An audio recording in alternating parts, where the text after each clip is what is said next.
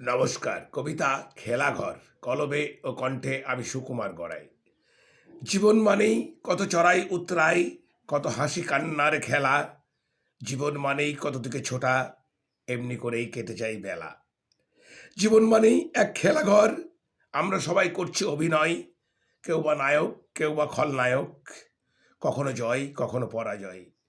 জীবনের মাঝে কত প্রেম প্রীতি, কত বিরহ, মান অভিমান। জীবনের মাঝে কত যোগ বিয়োগ, সময়ে অসময়ে কত দান। খেলছে সবাই একই রঙ্গমঞ্চেই, কত চাওয়া পাওয়া নিয়ে আশা। খেলাঘরে রয়েছে নানান স্বাদ, চলছে কত যাওয়া আসা।